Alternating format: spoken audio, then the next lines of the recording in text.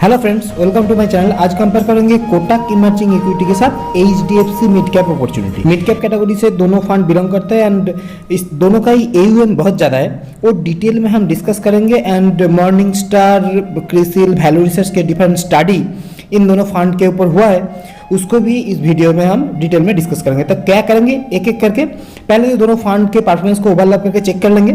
फिर दोनों का बेंचमार्क जो कि सिमिलर बेंचमार्क है निफ्टी मिड कैप 100, दोनों को बेंचमार्क के साथ कैसा रिलेशन है वो चेक करेंगे। फिर निफ्टी मिड कैप 100 कैसा बेंचमार्क है वो बेंचमार्क के ऊपर एक छोटा डिस्कशन भी होगा। फिर दोनों फंड की रैंक कैसे चेंज हो रहा है ओवर टाइम, उसके ऊपर डिटेल में डिस्कस करेंगे। फिर फंड पिकर और मॉर्निंग स्टार का 2 एनालिसिस है, उसके ऊपर फोकस करके कुछ जनरल इन्फॉर्मेशन लेंगे। जनरल इन्फॉर्मेशन लेके रिटर्न चेक करेंगे, रिटर्न एनालिसिस करेंगे 1 ईयर, 3 ईयर, 5 ईयर के फ्रेम पर। फिर पोर्टफोलियो के अंदर ढूंढेंगे, पोर्टफोलियो देखेंगे stock specific and sector specific. दोनों पोर्टफोलियो चेक करके पोर्टफोलियो में जो डेटा निकलता है उसमें पहले तो portfolio concentration, number of stock के बेसिस पर, और large cap, mid cap, small cap में allocation and risk ratio, SD, beta, mean, alpha, उसको चेक करेंगे। फिर वैल्यूएशन एस्पेक्ट को देखेंगे। फिर ओवरलैपिंग एस्पेक्ट को देखेंगे। ओवरलैपिंग में पहले तो stock specific, sector specific overlapping देखेंगे। फिर ओवरऑल ओवरलैपिंग के ऊपर फोकस करना चाहेंगे। तो पहले स्टार्ट करते हैं। पहले देखते हैं फंड वर्सेस फंड, फिर देखेंगे फंड वर्सेस उसका बेंचमार्क। तो 1 ईयर, 3 ईयर, 5 ईयर में अगर आप देखोगे तो कोटक का परफॉर्मेंस क्लियरली आगे है।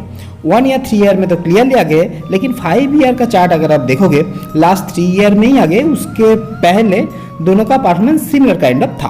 फिर अब बेंचमार्क कंपैरिजन कर लेते हैं। कोटक का जो बेंचमार्क है Nifty mid cap 100, 1 year, 5 year and since Inception ये फंड अपने बेंचमार्क को बीट कर रहा है। आप एचडीएफसी को देख लेते हैं। HDFC mid cap opportunity same benchmark है, निफ्टी मिड कैप 100 है, लेकिन 1 ईयर में ये फंड अपने बेंचमार्क को बीट नहीं कर पा रहा है। 5 ईयर में भी थोड़ा प्रॉब्लम दिख रहा है, लेकिन बीट कर रहा है। एंड सिंस इंसेप्शन फंड अपने फंड को, अपने बेंचमार्क को बीट कर रहा है। सो इसका 1 ईयर में परफॉर्मेंस खराब है, तो इसका 10 ईयर का अगर आप परफॉर्मेंस देखोगे, ये मॉर्निंग स्टार का एक एनालिसिस है। अगर आप देखोगे 10 ईयर्स पहले आप 10,000 अगर आपने इन्वेस्ट किया होगा तो उसका वैल्यू कितना है। इंडेक्स आपको 36,300 दे रहा है, कैटेगरी आपको 47 दे रहा है, लेकिन ये फंड 55,000 अराउंड ये फंड आपको डिलीवर कर रहा है। तो ओवर 10 ईयर्स आप कैटेगरी को एंड इंडेक्स को बीट कर रहे हो। अब अगर रैंक देखोगे, एचडीएफसी मिड कैप अपॉर्चुनिटी का रैंक अगर आप देखोगे, बहुत इंटरेस्टिंग ये एनालिसिस है। लास्ट 10 ईयर्स का रैंक 9 है, लेकिन जब 10 ईयर आप रिड्यूस करते जाओगे इसका रैंक भी बढ़ता जाएगा। इसका रिसेंट परफॉर्मेंस खराब हो रहा है, इसका एक कारण इसका एयूएम हो सकता है। अगर आप डिटेल में देखोगे लास्ट 10 ईयर्स के परफॉर्मेंस के ऊपर इसका रैंक 9 है, लेकिन 5 ईयर में इसका रैंक 14, फिर 15, 17, 3 मंथ में इसका रैंक 20 हो रहा है। अभी अगर आप ट्रेलिंग रिटर्न को भी देखोगे, 10 ईयर में HDFC mid cap opportunity fund अपने कैटेगरी को बीट कर रहा है, लेकिन 5 year, 3 year, 1 year, 6 month and 3 month में एक कैटेगरी एवरेज को भी बीट नहीं कर पा रहा है। ये इसका एक अंडर परफॉर्मेंस क्लियरली इधर दिख रहा है। अब कोटक को अगर आप देखोगे, कोटक का भी सेम हाल है। कोटक भी एयूएम बहुत ही ज़्यादा हो रहा है, लेकिन इसका ट्रेलिंग रिटर्न का डेटा कुछ अलग है। डिटेल में अगर आप देखोगे 5 ईयर में इसका ट्रेलिंग रिटर्न 19.39 आ रहा है, कैटेगरी एवरेज 17.5 है, तो कैटेगरी एवरेज को बीट कर रहा है। 3 ईयर में भी अगर आप देखोगे बीट कर रहा है, 1 ईयर में, 6 मंथ में, 3 मंथ में भी ट्रेनिंग रिटर्न कैटेगरी एवरेज को बीट कर रहा है। लेकिन रैंक अगर आप देखोगे 5 ईयर्स के परफॉर्मेंस के ऊपर इसका रैंक 6 है, लेकिन 3 ईयर, 1 ईयर में 6 है, 6 मंथ में इसका रैंक 11 एंड 3 मंथ में 14। सो इसका परफॉर्मेंस खराब हो रहा है। आप पोर्टफोलियो के अंदर जाएंगे, लेकिन उसके पहले कुछ जनरल इंफॉर्मेशन ले लेते हैं। अगर आप एयूएम देखोगे, एसेट अंडर मैनेजमेंट फंड कितना बड़ा है, तो एचडीएफसी एक बहुत ही बड़ा फंड है, कोटक भी बड़ा फंड है, 15,000 करोड़ का फंड है, लेकिन एचडीएफसी का 31,000 करोड़ का फंड है। इन्वेस्टर का मानना है मिड कैप, स्मॉल कैप जितना छोटा हो उतना अच्छा। डिफरेंट एनालिसिस्ट का मानना है 5,000 करोड़ से ज़्यादा बड़ा फंड मिड कैप होगा तो उसके परफॉर्मेंस के ऊपर तो कुछ ना कुछ इफेक्ट आएगा ही आएगा।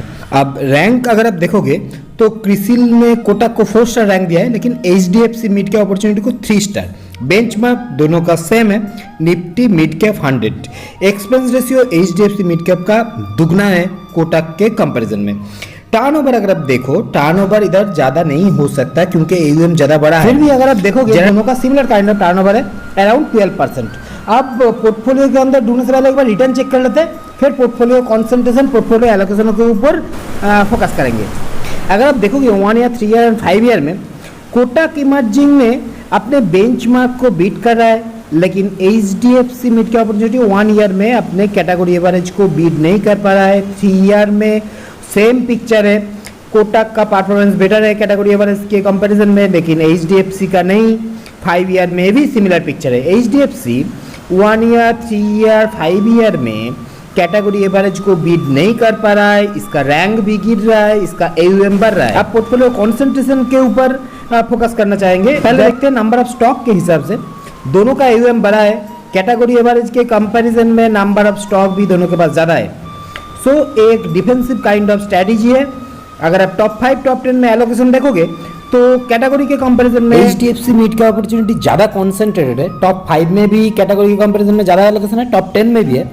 On the other hand Kotak emerging का कैटेगरी के कंपैरिजन में थोड़ा डाइवर्सिफाइड है, टॉप 10 में भी कम है, टॉप 5 में भी कम है। सो फंड वर्सेस फंड अगर आप देखोगे तो HDFC मिड कैप अपॉर्चुनिटी ज़्यादा कॉन्सेंट्रेटेड एंड थोड़ा रिस्की स्ट्रैटेजी इधर दिखा रहा है। सो ठीक है, आप पोर्टफोलियो एलोकेशन देखते हैं उधर कौन ज़्यादा रिस्क ले रहा है। अगर आप देखोगे large cap, mid cap, small cap में कौन सा फंड कैसा अप्रोच कर रहा है, तो लार्ज कैप देखो आप कैटेगरी के कंपैरिजन में कोटक का लार्ज कैप ज़्यादा है, HDFC देखो लार्ज कैप 0 एलोकेशन। अब मिड एंड स्मॉल को एक साथ देखते हैं, कैटेगरी के कंपैरिजन में कोटक के पास मिड एंड स्मॉल कैप कम है, बट HDFC को देखो अगेन मिड एंड स्मॉल ज़्यादा है। सो HDFC लार्ज कैप कम है, मिड एंड स्मॉल ज़्यादा है, इधर भी HDFC का एग्रेशन क्लियर है। अब रिस्क रेशियोज को डिटेल में चेक करने से पहले पोर्टफोलियो के अंदर एक बार देख लेते हैं, क्विकली देखते हैं। कोटक के पास जो एलोकेशन आप देख रहे हो, टॉप 10 में कोटक के पास supreme industry, persistent system, Coromandel international, Ramco cement, Thermax, JK cement already proven stock बहुत ज़्यादा है, तो इसका वैल्यूएशन हाई होगा ऐसा मेरा मानना है। और अदर हैंड HDFC को देखो, HDFC थोड़ा वैल्यू स्ट्रेटेजी ले रहा है। आप अगर सेक्टर स्पेसिफिक पोर्टफोलियो को देखोगे तो टॉप 3 सेक्टर देखो, chemical, engineering and financial Kotak का। HDFC का टॉप 3 देखो, financial, chemical, engineering, same to same है। नेक्स्ट 4 सेक्टर अगर आप देखोगे तो construction, health care, consumer durable, FMCG। इसका देखो automobile, health care, FMCG, consumer durable. So sector specific allocation में दोनों फंड के बीच एक सिमिलरिटी आप पाओगे। अब वैल्यूएशन एस्पेक्ट को देखते हैं। वैल्यूएशन में हम जनरली देखते हैं PE PB को, PE यानी price to earning and PB is price to book. अगर आप देखोगे कोटक के वैल्यूएशन हाई है, PB भी हाई है, PE भी हाई है। सो कोटक का पहले हमने देखा था, कोटक के पोर्टफोलियो में जो स्टॉक है वो ऑलरेडी प्रूवन स्टॉक है। सो प्रूवन स्टॉक, जो स्टॉक अपने आप को प्रूव किया है, तो उधर तो रिटेल इन्वेस्टर ने ज़्यादा इन्वेस्ट किया है, फंड मैनेजर ने ज़्यादा एलोकेट किया है, सो उसका वैल्यूएशन हाई है। कोटक उधर छोटा छोटा करके एलोकेशन कर रहा है। और द अदर हैंड HDFC हमेशा से एक वैल्यू स्टाइल इन्वेस्टमेंट करता है, एंड वैल्यू स्टाइल इन्वेस्टमेंट में आप ऑलवेज एक लो वैल्यूड स्टॉक को चूज करते हो। अब आपको एक रिस्क रेशियोज को चेक कर लेते हैं। पहले देखते हैं मीन को। मीन का मतलब होता है एवरेज रिटर्न। अगर आप देखोगे कैटेगरी के कंपैरिजन में कोटक का मीन बेटर है, लेकिन HDFC का कम है। सो HDFC का एवरेज रिटर्न कम है कैटेगरी के कंपैरिजन में। आप HD बीटा को देखते हैं। HD बीटा इंडिकेट करता है वोलेटिलिटी को।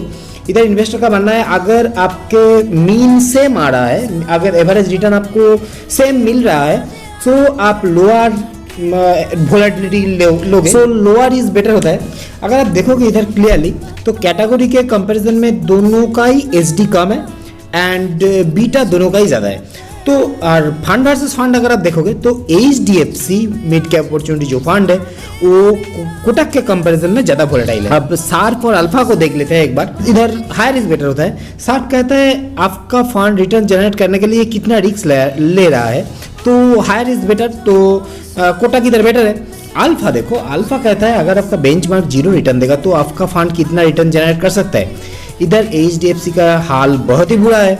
HDFC इंडेक्स को बीट नहीं कर पा रहा है, इसका अल्फा नेगेटिव में है, कैटेगरी 2.7 है। कोटक का भी उतना डेटा अच्छा नहीं है, 4.7 है, लेकिन HDFC का बहुत ही बुरा हाल है इधर। इसका मतलब है अगर निफ्टी मिड कैप 100 कोई रिटर्न डिलीवर नहीं कर पाएगा तो HDFC मिड कैप आपको नेगेटिव 1% रिटर्न देगा।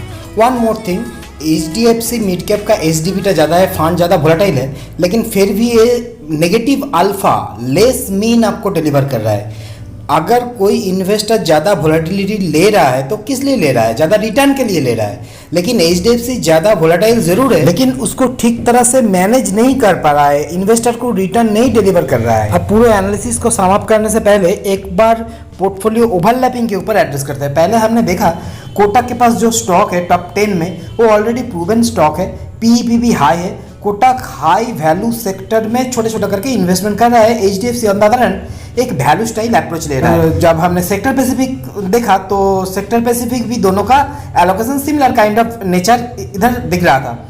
लेकिन फिर भी अगर आप देखोगे कुछ कॉमन स्टॉक है, सिमिलर बेंचमार्क है, तो कॉमन स्टॉक नेचुरल है। दोनों के पास ही 66 स्टॉक है, तो इधर 23 कॉमन स्टॉक है एंड 26% एलोकेशन ओवरलैपिंग है। सो इन्वेस्टर को ये ओवरलैपिंग अवॉइड करना चाहिए। अब पूरा कंपैरिजन को सम अप करने से पहले एक बार फंड पिकर का जो एनालिसिस है, दो फंड के ऊपर एक ग्रेडिंग किया है, उसको देख लेते हैं। तो फंड पिकर ने क्या किया, 6 एलिजिबिलिटी के ऊपर 5 पॉइंट स्केल के ऊपर वो ग्रेडिंग की। तो परफॉर्मेंस में अगर आप देख रहे हो तो परफॉर्मेंस में कोटक को 4 टिक दिया है, HDFC को 3 टिक। रिस्क में कोटक को 4 टिक दिया है, HDFC को 3 टिक। इन्वेस्टमेंट स्टाइल में कोटक को अगेन 4 टिक, HDFC को 2 टिक। क्वालिटी ऑफ इन्वेस्टमेंट इधर कोटक 3 एंड HDFC 2। डाइवर्सिफिकेशन में दोनों ही 2 टिक। मैंने देखा भी है दोनों का sector allocation similar kind of था। और कंसिस्टेंसी में कोटक को 4 टिक, HDFC को 2। सो फंड पिकर का जो एनालिसिस है उधर भी कोटक इमर्जिंग इक्विटी को थम्स अप मिल रहा है। अब पूरा एनालिसिस को 1 2 3 करके सम अप करना चाहूँगा। पहले हमने देखा दोनों के पास सिमिलर बेंचमार्क है, निफ्टी मिड कैप 100। फिर भी कोटक इमर्जिंग ने 1 ईयर, 3 ईयर, 5 ईयर के फ्रेम पर HDFC मिड कैप को आउट परफॉर्म कर रहा है। अगर आप देखोगे HDFC mid cap and Kotak emerging दोनों फंड ओवर टाइम इसका रैंक पीछे जा रहा है, लेकिन फिर भी कोटक के पास जो रिटर्न है, ट्रेलिंग रिटर्न है, वो कैटेगरी एवरेज को बीट कर रहा है। लेकिन HDFC वो भी कैटेगरी एवरेज को भी बीट नहीं कर पा रहा है। जब हमने फंड पिकर का एनालिसिस देखा तो कोटक क्लियरली आगे है, लेकिन HDFC के ऊपर जब मॉर्निंग स्टार का एनालिसिस देखा तब पता चला ओवर 10 ईयर एक कैटेगरी एवरेज एंड इंडेक्स को बीट कर रहा है। लेकिन 1 ईयर, 3 ईयर, 5 ईयर के टाइम फ्रेम पर जब देखा तो कोटक HDFC से बेटर परफॉर्म कर रहा है एंड HDFC कैटेगरी एवरेज को भी 1 ईयर, 3 ईयर, 5 ईयर में बीट नहीं कर पा रहा है। जब पोर्टफोलियो के अंदर देखा तो दोनों का सेक्टर एलोकेशन सिमिलर था, लेकिन स्टॉक स्पेसिफिक अगर आप देखोगे तो इधर क्लियर था कोटक ऑलरेडी प्रूवन स्टॉक में छोटा छोटा करके एलोकेशन कर रहा है। तो ऑलरेडी प्रूवन स्टॉक होगा तो इसका PEP भी हाई होगा। जब से कॉन्सेंट्रेशन देखा तो दोनों के पास सेम स्टॉक है एंड कैटेगरी के कंपेरिजन में दोनों ही ज़्यादा स्टॉक लेके पोर्टफोलियो बनाया है।